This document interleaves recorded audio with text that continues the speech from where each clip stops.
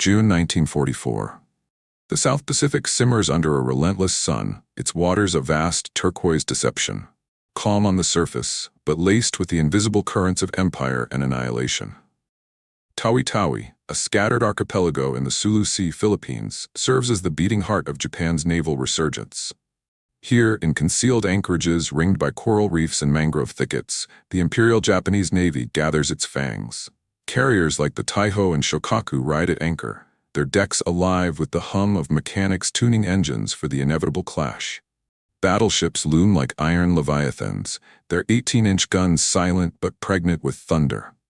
And screening them all, the destroyers, sleek, razor-keeled hunters like the Minazuki and Hayashio, displacing 2,000 tons of coiled fury, clocking 35 knots, armed with depth-charge racks, 5-inch guns, and the latest Type 93 sonar that pings through the depths like a predator's whisper. Japan's Navy is undefeated in these waters, a machine forged in the fires of Pearl Harbor and Midway, tempered by the attritional grind of Guadalcanal. By mid-1944, the combined fleet under Admiral Toyoda has clawed back initiative, its carriers refueled and rearmed after the sting of losses at the Coral Sea. Tawi Tawi is no mere outpost. It's a fortress, patrolled by convoys that slice through the Sibutu Passage, a narrow 20-mile gut between Borneo and the Philippines, mined with hazards and alive with vigilant escorts. Japanese captains, many veterans of the Solomons campaigns, sip sake in wardrooms lit by the soft glow of gooseneck lamps, their laughter echoing off bulkheads as they recount the frailty of their American foes. The Yankees' submarines? Bah! Tin cans with faulty fish, one sneers, mimicking the dud torpedoes that plagued U.S. Navy attacks in 42 and 43. They hear our ping once and scatter like roaches, hunted fish in a barrel. The mockery is ritual, a bulwark against the creeping unease of prolonged war.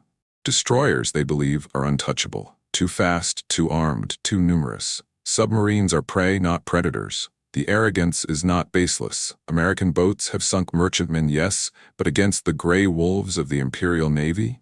They dive and flee, their crews haunted by the thunder of depth charges rolling like avalanches underwater. Across the ocean, in the shadowed slips of Pearl Harbor and the sun-baked yards of Groton, Connecticut, the U.S. submarine force licks its wounds. By June 1944, over 50 American subs lie on the bottom, victims of mines, aircraft, and those very destroyers now laughing in Tawi Tawi. Torpedo failures have turned hunters into ghosts, their Mark 14 fish running deep or circling back like vengeful spirits. Crews, packed 80 men into hulls the length of a football field, endure 60-day patrols in steel coffins where the air grows thick with sweat, diesel fumes, and the metallic tang of fear. The sea doesn't care about flags or fortunes, reflects one anonymous quartermaster in a letter home, smuggled out via submarine tender. It takes equally, and we're learning its lessons the hard way. Admiral Charles A. Lockwood, ComSubPac, paces his office in the submarine base, maps pinned with red flags marking the graves of Argonaut, Amberjack, Dorado. His Wolfpack doctrine, coordinated attacks on supply lines, has bled Japan dry, sinking 1 million tons of shipping. But against the combined fleet's escorts, it's a different calculus. Lockwood knows the Pacific's tempo is shifting. Halsey's carriers prowl to the east. Spruance's Fifth Fleet masses for what will become the Marianas Turkey Shoot. He needs a scalpel, not a sledgehammer, a boat that can slip the noose and cut the throat of arrogance itself. Enter the USS Harder, SS-257, a Gato-class submarine born not in glory, but in the quiet urgency of wartime necessity. Laid down at the Electric Boat Company in Groton on July 24, 1941, just months before the world tilted into abyss, she slides into the Thames River 2 years later, her hull a seamless weld of high-tensile steel, 311 feet from bow to stern, designed to dive to 300 feet but often pushed to 500 in desperation. Commissioned on December 2, 1942, under a gray New England sky, she bears the name of a forgotten frontier spirit. Harder, as in relentless, unyielding. Her skipper from the cradle, Lieutenant Commander Samuel Dealey, a 36-year-old Texan with the unassuming frame of a bank clerk and eyes that hold the steady blue of a Gulf Coast horizon. Dealey isn't the swashbuckling archetype of submarine lore, no scarred cheek from a U-boat duel, no penchant for cigars in the conning tower. Born in Dallas to a family of educators, he graduates from the Naval Academy in 1927, class of 27, where he earns a reputation for quiet competence. Top in engineering, middling in seamanship, but with a mind that dissects problems like a surgeon's scalpel. Victory isn't in the kill count. Dealey confides to his executive officer during shakedown cruises off New London, the Harder's diesels rumbling like distant thunder. It's in the nerve to wait, for the angle, the lull, the moment when their certainty becomes our opening. His philosophy is an alloy of West Point logic and prairie instinct, forged in early patrols that test both. Harder's first war cruise, January 1943, out of Pearl, yields a merchantman off truck, her Mark 14 torpedoes finally reliable after Bureau of Ordnance tweaks, but it's the evasion that marks her. A 12-hour depth-charge barrage from a Japanese escort, the hull groaning under 400 pounds per square inch, rivets weeping oil. Dealey doesn't flinch. He maneuvers in layers, silent running on battery power, plotting vectors on grease-pencil charts, while his crew, machinists from Ohio farms, torpedo men from Brooklyn docks, a radio man with a stutter that vanishes under pressure, huddle in the forward room, counting pings like rosary beads. By spring 1944, Harder has blooded herself. 4 patrols, 16,000 tons sent to the bottom, including a freighter off Formosa, where Dealey threads a needle between minefields, firing from 800 yards. The crew transforms under him, terrified greenhorns into a taut organism where every man's fragility feeds a collective resolve. Chief of the boat, a grizzled Mustang named Harlan, jokes in the mess, "Skipper don't chase glory, he stalks it, like a Comanche in the scrub." But beneath the banter lies the unspoken. Submarines are 90% boredom, 10% terror, and Dealey's calm is the glue. He pens meticulous logs in a leather-bound journal, not for posterity but precision. Angles of attack in degrees, torpedo spreads calculated to the knot. The sea rewards the patient, he writes after a near miss with a patrol boat, but punishes the proud. Lockwood spots this steel in Dealey's after-action reports. Not bravado, but brilliance. A willingness to close to knife-fight range, to gamble on the enemy's blind spots. In May 1944, as intelligence whispers of Japan's fleet massing at Tawi Tawi, intercepted signals painting a picture of 10 carriers, 5 battleships, 28 destroyers, the Admiral summons Dealey to his stateroom. The air is thick with pipe smoke and the salt of old charts. "Sam, the Japs think our boats are target practice," Lockwood says, jabbing a finger at the Sulu Sea. "Prove 'em wrong. Get in close, get their escorts, disrupt the nest before Spruance kicks it." Dealey nods, his voice level as a plumb line. "Aye, sir. We'll hit 'em where they laugh." Harder departs Fremantle, Australia on May 26, 1944, slipping her moorings under a crescent moon, her black hull merging with the Indian Ocean's ink. 80 souls aboard, cooks splicing wire in the galley, lookouts scanning for periscopes that might scan back. They top off at Darwin, then arrow north, threading the Makassar Strait, evading patrol lines with the ghosting stealth of a Balau-class shadow. By June 5th, they're off Borneo, the air turning humid, the water warming to 82 degrees, tropical bath water that carries sound like a trader's whisper. Dealey gathers the crew topside at dusk, the conning tower's windbreak, framing a sky bruised purple. "Gentlemen," he begins, his drawl cutting the salt spray, "Tawi Tawi's a hornet's nest. Destroyers out there think they're gods. Fast, armed with sonar that sees through steel. They'll mock us from afar, but up close, we're the blade they never see." A murmur ripples, nerves masked as resolve. Harlan, leaning on the rail, mutters, "Just keep the coffee hot, skipper." Depth charges make lousy nightcaps. Laughter, brief and brittle, fades into the hiss of the bow wave. Dawn of June 6 breaks with a pearl haze over the Sibutu Passage. Harder surfaces to recharge, her diesels gulping air, when lookouts spot masts on the horizon. A convoy, 3 oilers heavy with avgas for the carriers, screened by 2 destroyers, their wakes like white scars. Dealey rings up flank speed, 20 knots on the surface, the deck vibrating underfoot. Moonlight betrays them earlier than hoped, but now it's chase or vanish. The lead destroyer, Minazuki, her ensign snapping in the breeze, wheels toward the intruder, guns training, sonar techs already keying the hydrophones. In her bridge, Captain Hiroshi Nakamura, scarred from Rabaul raids, barks orders, a grin cracking his face. An American pig boat, Daring the passage, signal the convoy, we've got sport. Harder dives at 2,000 yards, the klaxon whooping like a banshee, water cascading over the fair water. Below, the crew straps in, gauges flickering, depth 100 feet, angle 15 degrees down.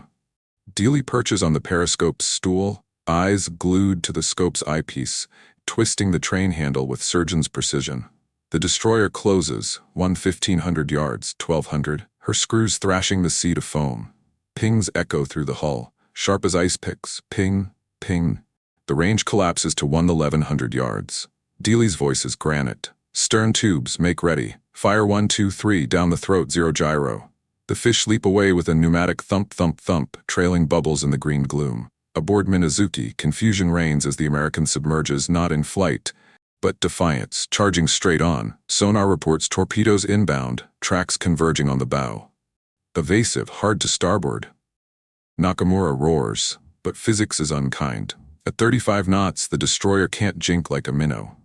2 warheads detonate amidships. 5 minutes after launch, a fireball erupts, magazine cooking off in secondary blasts that light the dawn like false sunrise.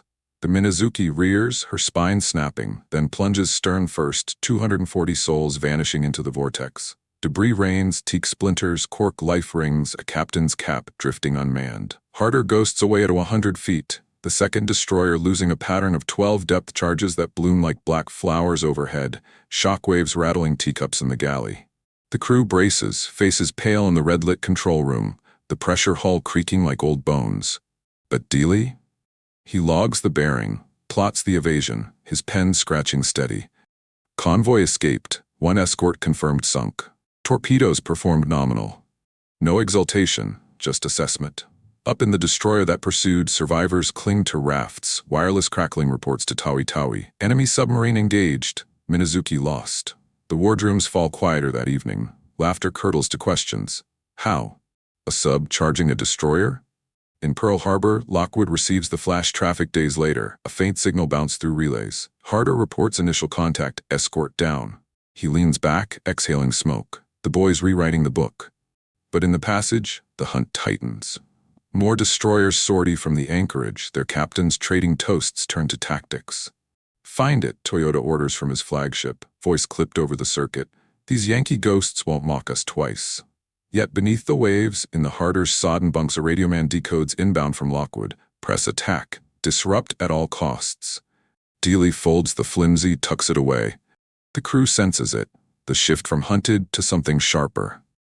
They're coming for us now, thinks Harlan, wiping sweat from his brow. But the skipper, he planned for that.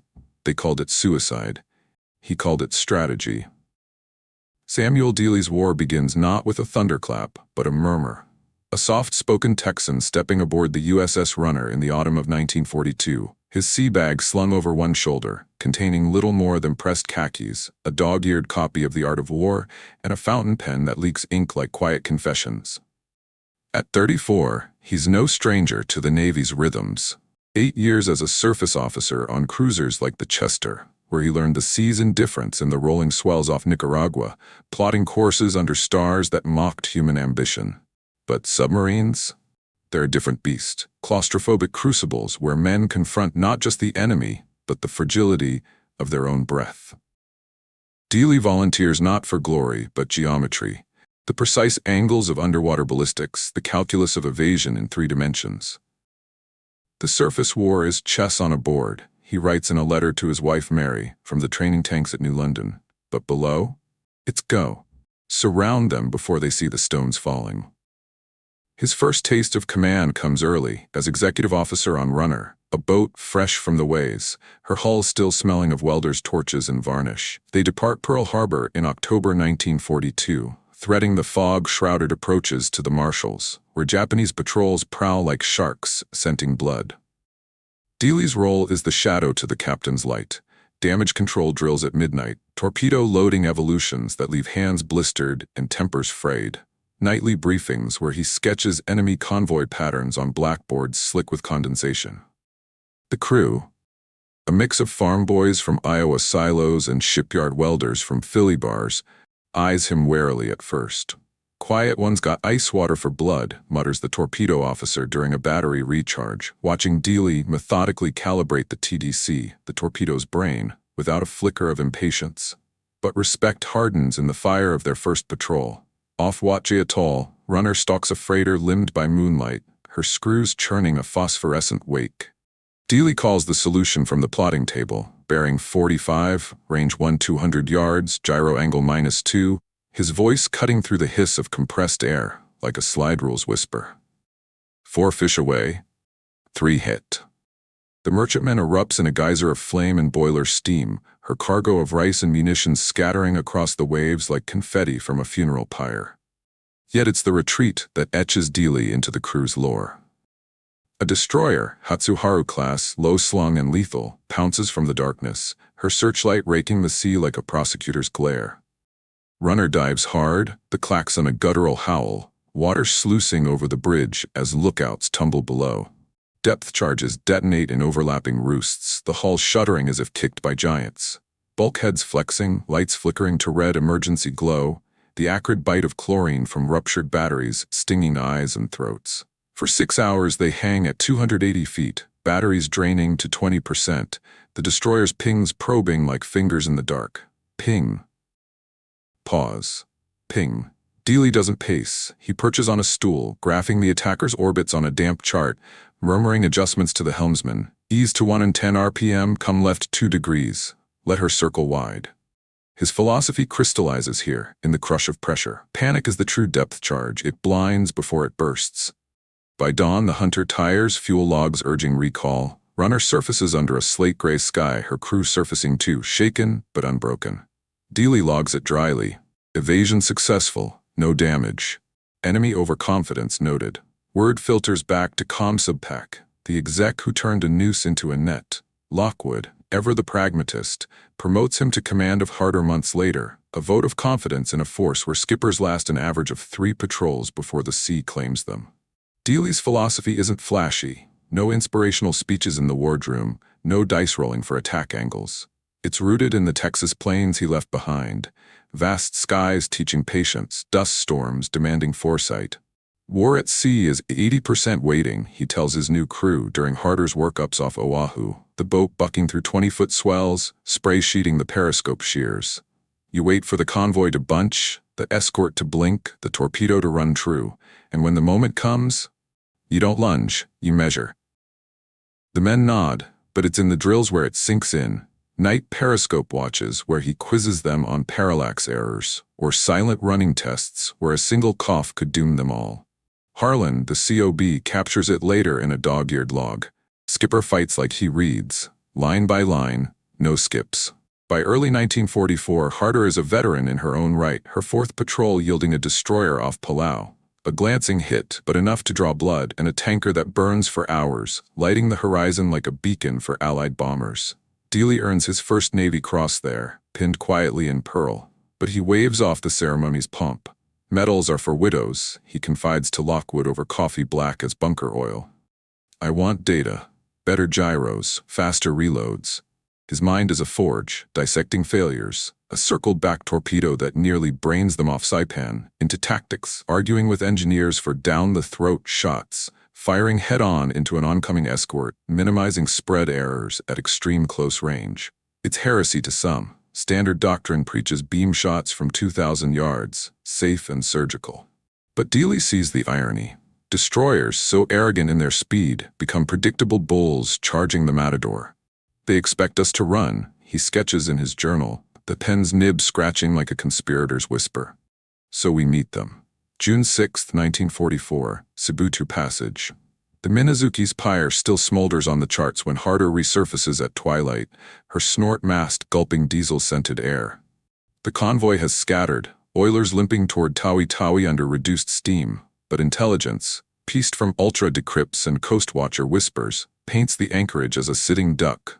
The mobile fleet refueling, destroyers at ease on picket lines that gape like missing teeth. Dealey elects to press, threading the passage's reefs under battery power. The boat a black arrow in the moonless night. Below, the crew rotates watches in the humid fug, forward room bunks slick with sweat, the galley slinging spam and powdered eggs that stick like regret. Tension coils like a spring. Every creak of the hull could be a fracture, every distant thrum a screw beat closing. Harlan cracks wise to ease it. If we sink a tin can tonight, boys, I'm naming my firstborn after the skipper. Samuel Dealey, terror of the deep. Laughter bubbles, brief as a breather, then dies to the hum of the motors. Dawn of June 7 breaks with a vengeance. Low clouds scudding over emerald waters. Visibility pinched to 5 miles. Lookouts, bundled against the chill spray, glass the horizon from the bridge. Masts, then funnels, then the predatory silhouette of Hayashio, a Kagero-class destroyer sortying from Tawi Tawi on Aetsubu's sweep. She's a beauty of arrogance. 35 knots, 8 5-inch guns in twin turrets, 2 depth-charge throwers flanking her stern like scorpion tails, and a Type 93 hydrophone array that drinks sound like sake. Captain Kenji Tanaka, a midway survivor with a dueling scar across his knuckles, sips tea on the wing bridge, scanning for shadows. His wardroom toast the night before. These Yankee subs are divers, not fighters. They'll hug the bottom while we rake the shallows. The Hayashio plows at 28 knots, her wake a bridal veil. Sonar techs nursing headphones in the CIC, the air alive with the chatter of plotters marking false contacts. Whales, thermoclines, the ghosts of overcaution. Harder spots her at 7,000 yards, a gray smudge against the haze. Dealey, at the periscope in the control room, red lights casting his face an infernal halftone, twists the scope's prism, ranging, bearing. Surface, all ahead flank, he orders, voice level as a sextant's arc. The boat erupts upward, diesels igniting with a bellow that shatters the morning calm. On Hayashio's bridge the cry goes up. Mast astern, submarine, Yankee colors. Tanaka snaps his glass shut, adrenaline sharpening his grin. Full ahead, signal Tawi Tawi. Contact confirmed. We'll bag this rat before breakfast. Guns crews scramble to stations, the main battery swiveling aft, while depth-charge parties heave ash cans into racks. 24 in the magazine, primed for rain. The range collapses. 5,000 yards, 4,000. Harder zigzags on the surface. Her 20-knot sprint no match for the destroyer's charge. But Dealey isn't fleeing. He's positioning, angling for the throat shot. At 2,500 yards, Hayashio's forward turret blooms fire. 5-inch shells shrieking overhead, one gouging the sea 50 yards off the beam in a white plume. Dive, dive, Dealey calls. Not panic, but precision. As the klaxon wails and the boat shoulders under. Water towers over the fairwater, the deck tilting 20 degrees down bubble, vents howling. They level at 80 feet, trim tanks flooding to neutral buoyancy, the world compressing to the green swirl of the periscope's view. Hayashio barreling on, bows high, certain of the kill. Pings lance the hull now, ping ping ping, the destroyer's sonar locking like a lover's gaze. Dealey rises to periscope depth 40 feet, the scope breaking surface with a feather-touch slosh. Through the eyepiece, the enemy's knife-edge bow filling the lens, range plummeting to 1,800 yards, closing at relative 40 knots. In Hayashio's plot, tracks converge, torpedoes expected from the beam, evasive turns prepped. Tanaka leans into the voice tube. Steady course, force the dive, no sub stands to a destroyer. Arrogance is blindfold. Dealey's hand steadies on the attack board, plotting the intercept. Lead angle 000 degrees, depth 10 feet for the shallow draft. Forward tubes 1 through 4, make tubes ready. Fire on my mark, 0 gyro, down the throat. The weapons officer swallows hard, sweat beading in the crimson light. Aye, skipper, solution locked. The range, 1,400 yards, 1,200. The hull vibrates with the enemy's screws, a thrumming dirge. 1,000 yards, point blank in sub-warfare, where a miss means mutual annihilation. Dealey's breath is even, eyes unblinking. Fire 1, fire 2, fire 3, fire 4. The torpedoes eject with muffled thunks, steam flasks hissing. The Mark 30 electric fish, new models, finicky but finless, slipping forward at 46 knots, track straight as judgment. No wakes to betray them on the surface. Below, they bore like accusations. Aboard Hayashio, sonar screams, inbound, multiple, 0 bearing, head on. Torpedoes forward, hard over, emergency reverse. Tanaka bellows, face straining to ash. The destroyer heels violently, props cavitating in foam, but momentum is tyrant. At 900 yards, the first fish strikes the bow, detonating in a hammer blow that crumples the stem plates. The second piles in 5 seconds later, amidships, igniting fuel lines in a roar that vents black smoke skyward. Hayashio shudders, her spine fracturing. forward magazine symphonizing the end in a cataclysm of orange fireballs. She slews to a halt, listing 30 degrees, her crew scrambling for the rails, 240 men, many leaping into waters still boiling from the blasts. Tanaka clings to the bridge wing, uniform afire, his last transmission a garbled curse. Impossible. Subcharged us. Eva, static swallows it. Harder doesn't linger. Dealey rings down flank speed submerged, angle on the bow to slip the noose. The remaining 2 fish porpoising harmlessly astern. Depth charges answer. A frantic pattern of 18, rolling down like thunderclaps, jarring the pressure hull until paint flakes from the overhead. The crew braces in silence, faces masks of strain. A young torpedoman, fresh from boot, vomits into a bucket. The cook clutches a stanchion, murmuring prayers in Spanish. But Dealey? He times the echoes, vectors the evasion, his pen clicking open. Target, Hayashio-class DD, sunk 0632 local. 4 torpedoes expended, 2 hits observed, crew performance exemplary. Overhead, the charges fade to echoes, the hunter broken, the sea reclaiming her in a hiss of escaping air. Word races to Tawi Tawi via blinker and radio relay. Second escort lost. Submarine attack, down the throat firing. Wardrooms that echoed with mockery hours before fall to stunned murmurs. Captains pore over charts, voices edged with doubt. A sub closing to 1,000 yards? On the surface. Toyoda in his flag plot aboard Musashi frowns at the tally. 2 destroyers in 24 hours. The anchorage's screen thinning like ice in thaw. Orders crackle out. Tighten patrols, assume aggressive posture. But beneath it, the crack in the facade. Laughter curdles to legend. In Pearl, Lockwood's pipe pauses mid-puff as Harder's signal arrives. Second kill confirmed. Method. Unconventional. He smiles faintly. Sam's not just killing ships, he's killing their certainty. Aboard Harder, ghosting south at 100 feet, the crew exhales in the afterglow. Harlan slaps Dealey's shoulder in the wardroom, over lukewarm Joe. Down the throat, skipper. That's poetry, Texas style. Dealey allows a rare half-smile, folding his napkin. Poetry gets you sunk, chief, it's math. But in his rack that night, as the boat pitches through swells, he stares at the deckhead, the irony settling like ballast. They came for us and we met them halfway. Now the boards flipped. In the Pacific, the hunted had just become the hunter. June 7, 1944, fades into a bruised dusk over Tawi Tawi, the anchorage's waters now a cauldron of suspicion. Smoke from the Hayashio's grave lingers like a accusation on the horizon. A black smudge that draws destroyers from their refueling berths like hounds to a scent. The Sibutu Passage, once a highway for unmolested convoys, tightens into a noose. Picket lines double. Aircraft from the seaplane tender Akitsushima drone overhead in widening spirals, their floats skimming the wave tops, eyes peeled for the telltale feather of a periscope or the oil slick of a wounded boat. In the flag plot aboard Admiral Ozawa's flagship Taiho, a gleaming 29,000-ton carrier, her flight deck a dormant hive, maps bloom with red overlays, vectors tracing the ghost's path. Ozawa, lean and imperious, his uniform crisp despite the humid pall, pours over the dispatches, with Admiral Toyoda via secure line.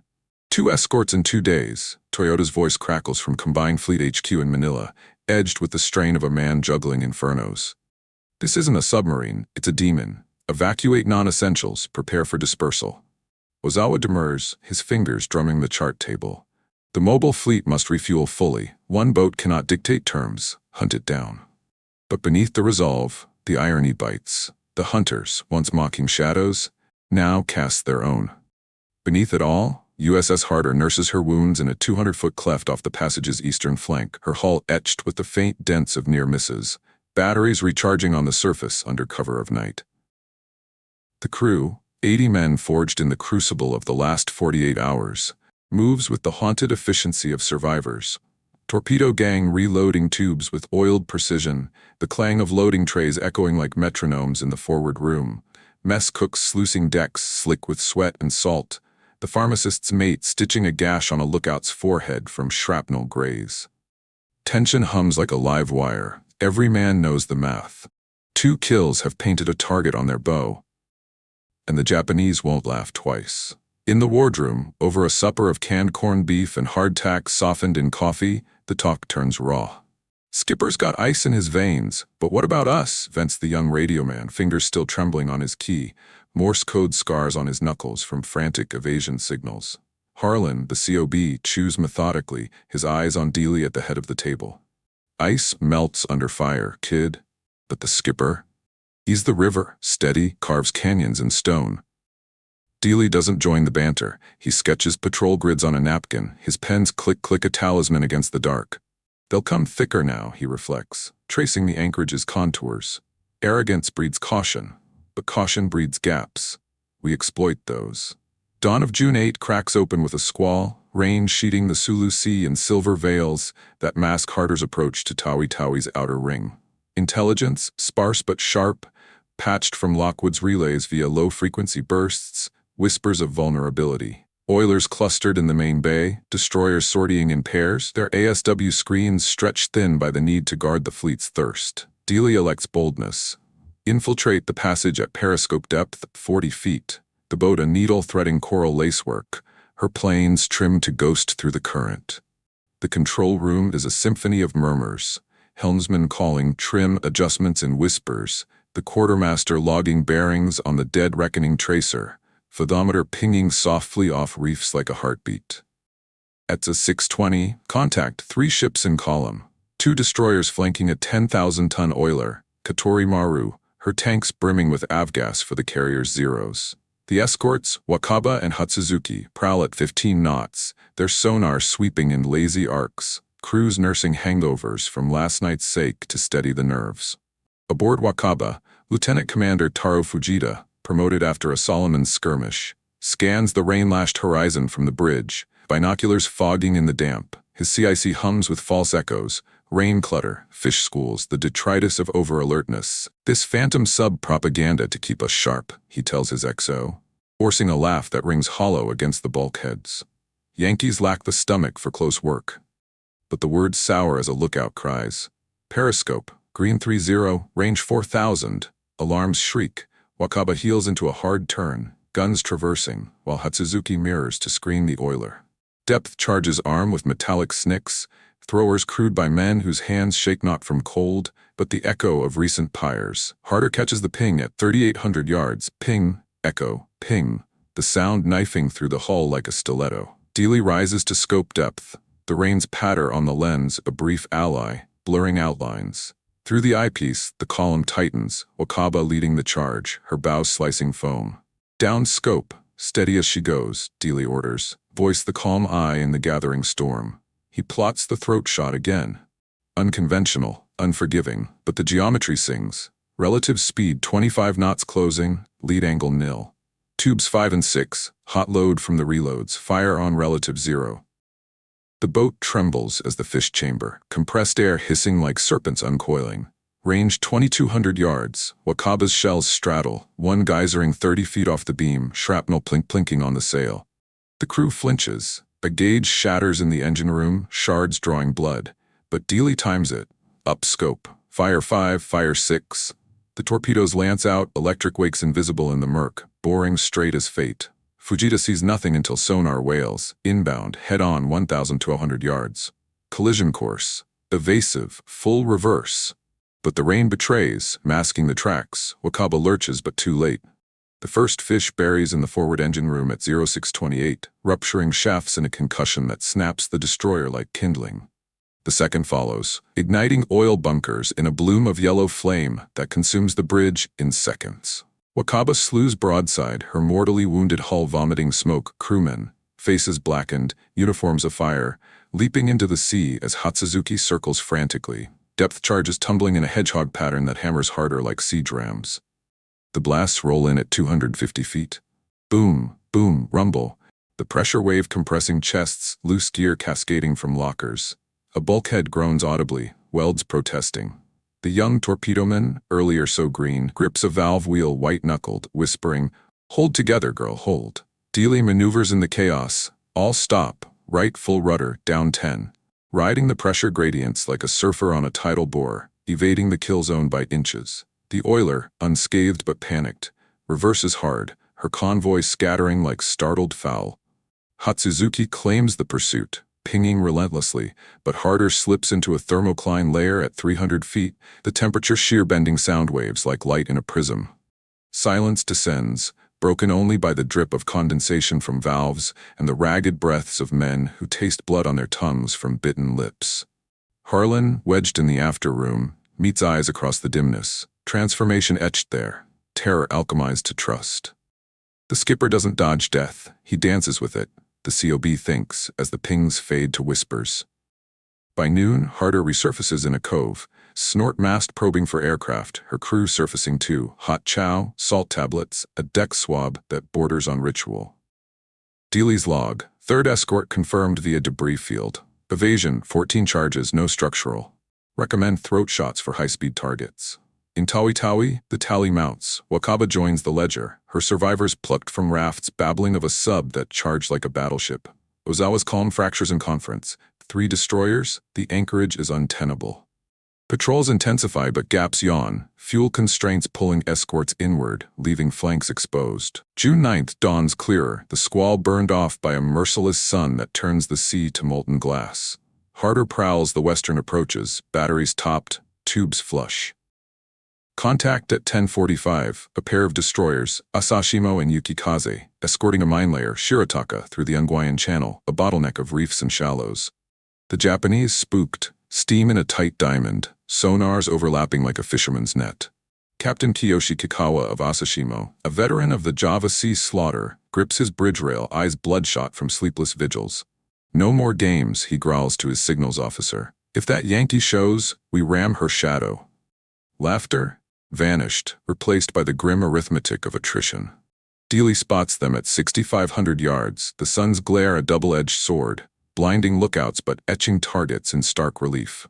Surface, flank speed, he commands, Harder erupting from the depths in a rooster tail of spray.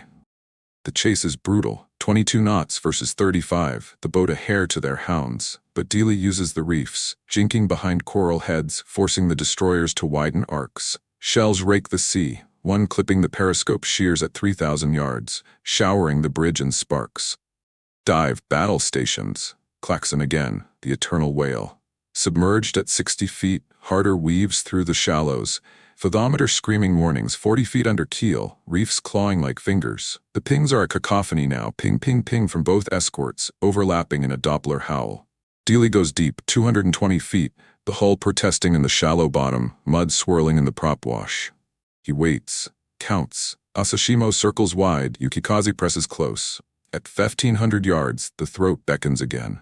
Stern tubes, fire 3 and 4, 0 gyro. The fish streak out. Yukikaze dodges the first, but the second hones true, slamming her stern at 11-12, severing the rudder and flooding compartments in a chain of explosions that light the channel like chain lightning. Yukikaze spirals out of control, grounding on a reef in a screech of tortured steel, her crew abandoning amid gouts of steam. Asashimo unleashes hell, depth charges in rolling salvos, 20 strong, the blasts concussing the seafloor, sending Harder tumbling like a leaf in a gale. Lights shatter, a fuel line ruptures in the engine room, forcing emergency patches. The crew, battered, holds. A motor machinist staunching a head wound with rag and tape, the cook passing out bicarbonate for the nausea of repeated shocks. Evasion takes 2 hours. Layered dives, silent running, the boat hanging motionless at 280 feet while screws thrum overhead. The silence after each charge is profounder than the roar. Men listening to their own pulses, the irony stark. We're the blade, but every cut draws blood. Dealey surfaces at twilight, the mine layer limping away unmolested, but Yukikaze's hulk, a trophy. Log entry, 4th kill observed. Casualties aboard minor. Japanese response escalating. June 10th seals the fury. Dawn patrol yields the 5th. Hachijo, a lone destroyer on courier run, caught flat-footed in the passage's mouth. No throat shot this time. A beam ambush from 1,800 yards, 4 fish spreading like judgment, 2 striking amidships. She erupts at 0730, a fireball that singes the sky, debris pattering on Harder's deck like apocalyptic hail. Depth charges follow, perfunctory now, the hunter's frenzy turning to flight. Ozawa, monitoring from Taiho CIC, slams a fist on the console. Evacuate, now, the fleet disperses at once. Orders fly, carriers weighing anchor 6 days premature, screens ragged, fuel half complete. Aboard Harder, the crew toasts with watered grog in the after battery, faces gaunt but glowing. 5 and 4 days, skipper, Harlan toasts, raising his mug. You're the destroyer killer now. Dealey waves it off, but his eyes hold the weight. Not killer, equalizer. We sank their myth. The legend grows, signals to Pearl buzzing with awe, Lockwood drafting the citation that will outlive them all. 5 ships in 4 days, and Japan was running out of laughter. June 10, 1944, lingers like a fever dream over Tawi Tawi. The anchorage's once serene bay is now a frenzy of smoke and steel. The sun hangs low, a blood-orange disk bleeding into the horizon, casting long shadows across the decks of the mobile fleet. Carriers like the Taiho, her air group still grounding out last-minute sorties, Zeros and Vals taxiing in stuttering roars, rock gently at their buoys, but the rhythm is broken. Hoses snake from oilers to the behemoth's flanks, pumping avgas at half pressure, the gauges flickering with the haste of men who sense the hourglass running dry. Destroyers, their numbers gutted. Minazuki, Hayashio, Wakaba, Yukikaze, Hachijo now spectral tallies on the operations board, dart between the big ships like anxious sheepdogs, their screws churning white foam, depth charge racks reloaded but hands hesitant on the toggles. The air thrums with urgency. Bosun's whistles piercing the clamor, lookouts sweeping the passages with binoculars that tremble not from the swell but the weight of whispers. 5 ships in 4 days, 1 submarine, a phantom in the reefs, and the laughter that once lubricated wardroom toasts has evaporated, leaving only the dry rasp of recalibration. In the flag plot of Taiho, a vaulted chamber deep amidships where bulkheads gleam under the soft wash of shaded lamps, Admiral Ozawa confronts the unraveling. At 56, Ozawa is the architect of Japan's carrier resurgence, a midway veteran whose tactical eye dissected American formations like a kendo master's feint.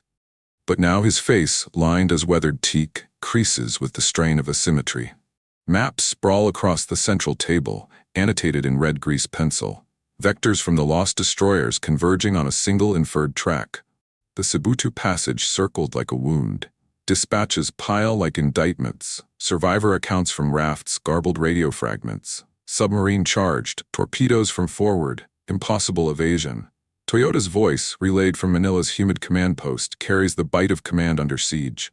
The anchorage bleeds, Chisaburo. 5 escorts, your screen is parchment. Disperse or die anchored. Ozawa paces, his polished boots silent on the linoleum, fingers interlaced behind his back, a habit from his destroyer days, when decisions were measured in knots, not nations. Fuel is at 60%, he counters, voice level but laced with the gravel of sleepless nights. The Marianas operation launches in 6 days. Premature exit leaves us parched before the clash. His staff officers, younger men, aides with the polish of the Imperial Academy, exchange glances, the room's air thick with the ozone tang of teletype machines clacking updates. Panic? Not yet in name, but in the flicker of Ozawa's eyes as he traces the ghost's path. 1 boat, 1 man. And we've lost the initiative. The irony coils like smoke from a snuffed lantern. Japan's Navy, builder of the world's first purpose-built carrier force, reducer of battleship fleets to footnotes, now cowed by a single Gato-class shadow. Destroyer captains, once the scornful hunters, now brief their crews in hushed tones below decks, the wardroom's gooseneck lamps casting faces in chiaroscuro doubt. Aboard the remaining escort Asagumo, Captain Iji Yamamoto, whose brother went down with Hayashio, gathers his bridge watch. The seas slap against the hull, a metronome to his words. This American, Dealey, they whisper, fights not with ships, but silence. He waits for our charge, then strikes the throat. No more solo patrols. We hunt in packs, or not at all. The men nod, but the transformation is visceral. Laughter's absence leaves a void filled by ritual. Extra hydrophone watches, decoy noisemakers trailed astern, the clang of ashtrays emptied early to muffle echoes. Arrogance, that collective armor forged in the flush of early victories, cracks under the weight of precedent. No submarine had ever bagged 5 destroyers in a patrol, let alone 4 days. We mocked them as divers, reflects Yamamoto in his duty log, the pen's nib digging deep, but this one surfaces to meet us. God's help the blind. By 1400 hours, the decision crystallizes in Ozawa's mind, not as panic but pragmatism sharpened to desperation. He convenes the staff in the plot, the room's portholes framing a vista of half-fueled behemoths. Zuikaku and Shokaku swaying like impatient thoroughbreds, their elevators humming with ordnance lifts interrupted by the evacuation drill. Signal all commands, immediate dispersal, Ozawa declares, his tone the clipped finality of a sword drawn. Carriers to proceed independently to Leyte Gulf via western routes. Battleships screen south. Remaining escorts form flying squadrons, hunt the intruder, but do not engage without superiority. The order ripples outward via flag hoists and encrypted bursts. Evacuate Tawi Tawi. Yankee submarine threat critical. Operation A-Go commences ahead of schedule. Klaxons wail across the fleet, anchors away in a cacophony of chain rattling through hawse pipes, tugs nudging the giants from their berths. Oilers, their hoses whipping like severed arteries, cut loose mid-transfer, avgas sloshing unfinished in the carrier's tanks. Taiho at 58%, Yunyo barely 50%. The exodus is chaos, veiled as choreography. Destroyers weaving protective webs, float planes buzzing overhead in frantic grids, the Sulu Sea frothing under the stampede of wakes. Aboard USS Harder, ghosting at 150 feet in a thermal hide off the Nguyen Channel, the transformation registers not in visuals but vibrations, the distant thrum-thrum of screws multiplying, a herd in flight. Dealey, strapped into the captain's chair amid the control room's red-lit hush, monitors the soundmen's headphones relayed to speakers. Doppler-shifted propellers scattering east and west, the fleet's cohesion fracturing like glass under a hammer. "They're running, Skipper." The sonar tech breathes, his voice a mix of awe and exhaustion, pencils marking tracks on the transparent plotting sheet, whole damn show pulling stakes, carriers outbound, screens ragged. The crew, clustered in the dimness, faces shadowed by the hoods of their battle lanterns, absorbs it in waves. Relief crashing against the bone-deep fatigue of 4 days' inferno. Harlan, nursing a bandaged wrist from a jammed hatch, cracks a grin that doesn't reach his eyes. "We poked the bear, boys. Now it's hightailing to its cave." "But Dealey?" He adjusts the trim with a touch on the wheel, his expression the still water before a squall. "They flee not from us, but what we represent," the unraveling he notes in his journal, the click of the pen a punctuation in the quiet. Pride's retreat is strategy's gift. No jubilation, just the grim arithmetic. 5 kills, torpedoes down to 6 fish, batteries at 40%. A flash traffic to Pearl confirms. Fleet dispersal observed. Recommend Wolfpack reinforcement. The chain reaction unfurls like a domino fall across the Pacific theater, invisible threads pulling taut from Tawi Tawi's abandonment. Ozawa's premature exodus, 6 days shy of the planned June 19 launch for Operation A-Go, the grand counterstroke against the American invasion of Saipan, leaves the mobile fleet dehydrated and disarrayed. Carriers, nursing incomplete bunkers, detour through the treacherous San Bernardino Strait, burning precious hours and exposing flanks to submarine pickets. Battleships like the Musashi, her 18-inch rifles thirsty for range, lag in the screen, fuel logs screaming for resupply that won't come in time. Toyota, monitoring from Manila, seethes at the improvisation. Ozawa gambles on speed over fullness. If the Yankees pounce, the ellipsis hangs in every brief, the irony galling. Japan's Navy, master of the decisive battle, reduced to a fugitive convoy by one boat's audacity. Word reaches Admiral Raymond Spruance aboard the USS Indianapolis, flagship of Task Force 58, steaming west from the Marshalls under a sky vast as consequence. Intelligence fusion. Ultra decrypts cracking Japanese codes like eggshells, coastwatchers whispers from Philippine hills, and now Harder's dispatches painting the dispersal in vivid strokes, paints a windfall. Spruance, the quiet tactician whose midway restraint saved carriers from rash charges, convenes Mitcher and his carrier lords in the flag bridge, charts alive with blue overlays. The Japanese bolt early, Ozawa's at half fuel, screens shredded, he states, pointer tapping Tawi Tawi's ghost. Dealey's gift, they're strung out, predictable. We position east of the Marianas, let them come to us. The plan crystallizes. Ambush in the Philippine Sea, a turkey shoot scripted by underestimation. Halsey's Third Fleet, probing north, receives the cue. Split the bag, divide the herd. The tempo shifts irrevocably. What was to be Japan's riposte becomes its requiem.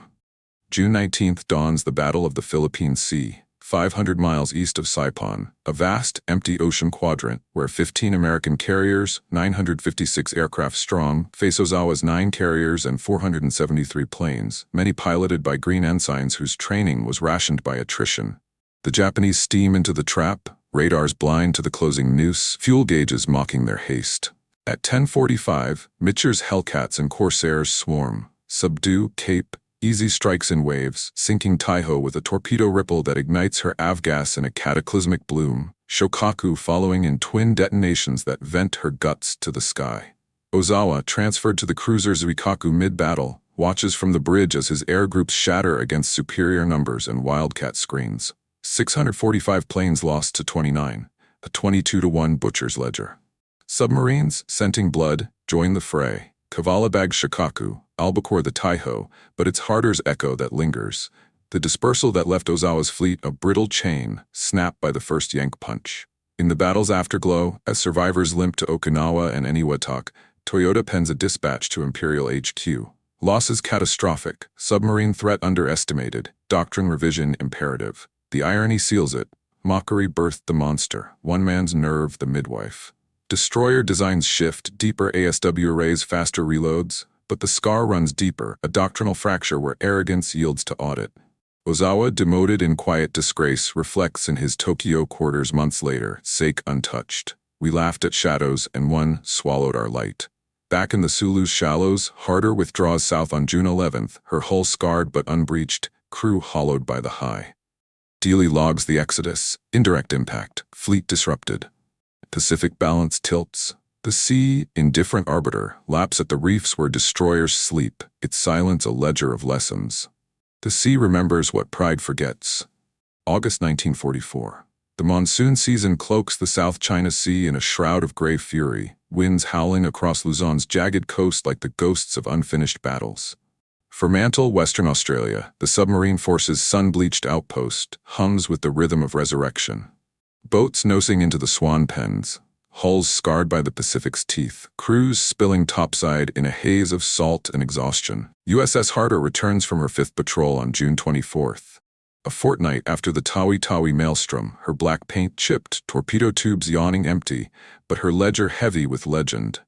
5 destroyers, 1 oiler, over 18,000 tons displaced, the Imperial Navy's screen rent like rice paper. Admiral Lockwood greets Dealey at the pier, the Admiral's grip firm as he pins the Navy cross-extension clasp, his voice a gravel murmur amid the bosun's pipes. "Sam, you didn't just sink ships, you sank their swagger.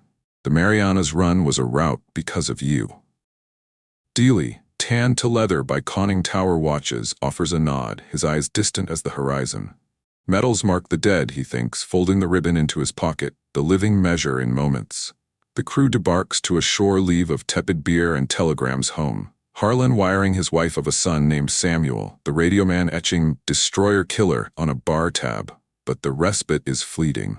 Refits blur into weeks, new Mark 13 electrics slotted into tubes, batteries swapped for fresh cells, Dealey's journal filling with dissections of the throat shots, angles graphed like prophecies. Word from Pearl paints the canvas. The Philippine Sea's slaughter, 3 carriers aflame, 400 planes fodder for the waves, traced in ink to Harder's exodus. Japanese doctrine shifts in shadows. Destroyer captains, survivors of the Sibutu Graveland submarine denial formations, their wardrooms echoing with grudging respect for the Texan ghost. Ozawa, exiled to desk duty in Tokyo, pores over after-action reports, his finger tracing the premature dispersal. One boat's audacity, and the fleet starved. Toyota memos the high command. Underestimation of U.S. submarines constitutes strategic blindness. Escorts must evolve or perish. The irony metastasizes. Mockery's corpse birthing caution, arrogance's pyre fueling a fleet-wide audit. But for Dealey, 37 now, with Mary's letters piling like unanswered debts, the war is a ledger unbalanced. He confides to Lockwood over a dinner of bully beef and beans. "Admiral, Tawi Tawi was a scalpel. The next, we'll need a wolf pack to carve deeper." Lockwood, eyes twinkling behind pipe smoke, approves the 6th patrol. Luzon, the Philippines' northern claw, where Japanese convoys snake supplies to embattled garrisons. "Take Hawk and Hado, Sam, hit 'em harder." The pun lands flat, but Dealey smiles, his boat's motto etched in the sail, "Hit 'em harder." Harder slips moorings on August 5, 1944, under a sky bruised with promise, Wolfpack in tow, DD-479? Wait, no, Hake SS-256 and Hado SS-255 sisters in steel. 80 souls cram her passages again, new faces mingling with veterans, the young torpedo man now a loader chief, his green edges honed to edge. They thread the Lombok Strait, surface runs by night, the Indian Ocean's roll, giving way to the Java Sea's treachery. Dealey's calm is elixir. Nightly briefings in the wardroom, charts unrolled under the sway lamp, his drawl plotting vectors off Manila Bay. Convoys hug the coast. Reefs are our cloak, their haste our opening, he says, pen tracing ambush points like veins on a map. The crew, transformed from Tawi Tawi's forge, nerves tempered, banter laced with fatalism, absorbs it. Harlan, COB eternal, quips over chow. Skipper, if we bag another 5, they'll name a toll after you. Dealey's folly. Laughter ripples, brittle as wave crests, masking the unspoken. 6 patrols is a submariner's curse, the sea's actuarial joke. By August 20th, the Wolfpack ghosts into the South China Sea, Luzon's emerald bulk rising like a verdant accusation. Intelligence. Ultra's fractured whispers, patrol plane sightings. Flags a convoy off Palawan, rice ships, ammo barges, screened by coastal gunboats. Dealey orchestrates from the van, Harder probes, Hado flanks, Hake trails. Dawn of the 21st, contact, 5 merchants in ragged column, 2 escorts sniffing the shallows. Dealey perches at the scope, rain pattering the lens like Morse. Tubes 1 through 4 spread fire, beam shots at 1800. The fish whisper away, 4 hits blooming in sequence. Arimamaru splits amidships, her decks a pyre of rice sacks igniting like tinder. Another freighter founders bow first, screws clawing air. Chaos cascades, escorts wheeling, depth charges tumbling in frantic patterns that concussion the depths but miss the weave. Hado claims a straggler, the pack withdrawing south, toll. 2 ships, 12,000 tons. Dealey's log, coordinated strike exemplary. Japanese evasion improving, note layered screens. The Fury peaks August 22nd off Bataan, the peninsula's cliffs, a gallery to the kill. A trio of coastal defense vessels, stubby frigates Matsuwa, Hiburi, and a third, pokes from Subic Bay, laden with troops for the starving garrisons. Harder and Hado pounce at twilight, the sea a cauldron of fading light. Dealey closes submerged, pings lancing the hull like accusations. Down scun left full, wait for the bunch. At 300 yards, point-blank poetry, the throat calls again. Fire all forward, 0 gyro. Torpedoes streak. Matsuwa erupts in a geyser of plate steel, her silhouette crumpling like foil. Hiburi follows, magazine detonating in a thunderclap that lights the cliffs like false dawn. The third flees, raking the sea with 3-inch shells that plume harmlessly astern. Hado finishes her with a stern shot, the Wolfpack vanishing into the night. Cheers echo in Harder's control room, brief and raw, 3 for the killer. But Dealey tempers it. Good work, gentlemen, but they're learning. Tomorrow, Dessel Bay. Stay sharp. The crew disperses to bunks, the boat pitching through swells, Harlan murmuring to the shadows. He's not fighting ships anymore. He's fighting time. August 24th dawns leaden, Dessel Bay's mouth a funnel of fog and reefs, the Wolfpack loitering for stragglers. Hado, low on fuel, peels off for Biak at dusk the 23rd, leaving Harder and Hake in tandem. Before first light, shadows stir. 2 vessels ghosting seaward, silhouettes mistook for a minesweeper and the Siamese relic for a ruang, but truth sharper. Japanese escort CD-22, low-slung and venomous, with the captured USS Stuart PB-102, her stars and stripes paint flaked to treachery. Dealey signals Hake, contact bearing 320, closing, the pack maneuvers, Hake diving deep as Harder rises to scope, the fog a veil torn by the intruder's wakes. At 07 Dealey ranges, 2,500 yards, closing fast. Tubes ready, 3 fish, spread for the lead. But CD-22 jinks, evading the ripple with a destroyer's grace, her hydrophones drinking the track's song. Alarms wail aboard the escort. Captain Toshio Oishi, a veteran of convoy duels, snaps orders. Depth charges, full pattern, the Yankees here. The trap springs. PB-102 wheels to screen, her screws thrashing while CD-22 unleashes, 15 ash cans in rapid salvo, plummeting like judgment from 600 feet. Harder twists, emergency dive, left full rudder, but the geometry betrays. Range too intimate, fog masking the spread. The charges detonate in a rolling apocalypse. Boom, boom, chain crash. The sea convulsing in whitewater fury. Shockwaves pulp the hull, rivets popping like gunfire, bulkheads buckling with a shriek of tortured steel, compartments flooding in cascades of inky brine. In the control room, red lights strobe chaos. Gauges shattering, men hurled like dice, Dealey strapped to the periscope stool, voice a beacon. Damage report. Fight her up. But the litany falters. Forward room breached, engineering awash, the pressure hull yielding aft of the conning tower in a fatal crumple. Harlan, wrestling a valve in the after room, meets a torpedoman's eyes amid the roar. This is it, the sea's due. The U.S. Navy confirms May 22nd, footage beaming to descendants, a conning tower hatch ajar, as if beckoning inspection. The motto faint but legible in the corrosion. Divers from the Naval History and Heritage Command log it as war grave, untouched, a monument to the 79 who taught the deep its own language. In Fremantle's museum, under glass, Dealey's pen, recovered from his effects, rests beside a shard of Minazuki's plate. Submariners, from Cold War vets to drone jockeys, toast the killer. He didn't crave the kill, he craved the calm that precedes it. The irony completes the arc. Japan, once mocking prey, now honors the pact. Divers from Tokyo laying wreaths at sub-memorials, arrogance is at ashes, fertilizing alliance. Harder teaches still. Courage isn't clamor, but the silence that outlasts storms. They mocked him once. Now even the ocean speaks his name. If you believe forgotten heroes deserve their stories told, subscribe for more untold World War II brilliance. Air bursts from vents in silver bubbles, the boat's spine snapping at 400 feet. Imploding in a silent cataclysm that scatters her to the abyss. 80 souls, Dealey at the helm, pen still clutched, vanish without trace, the oceans swallowing their last breath in indifferent hush. Hake, hanging silent at 500 feet, counts the echoes. 15 blasts, then stillness profounder than grief. Captain Kurt Jacobs risks a scope sweep post-noon, finding only buoys ringed like a grave marker, oil sheening the surface, cork and wood chips adrift like confetti from oblivion. Flash traffic to Pearl, Harder lost, presumed sunk, no contact. Lockwood, in his Hawaiian sanctum, stares at the signal, pipe cold in his fist. The killer claimed. Japanese logs, decrypted months later, confirm. CD-22 claims submarine kill, debris field vast. Dealey and crew posthumous. The Medal of Honor for the captain, Navy crosses cascading down the roster.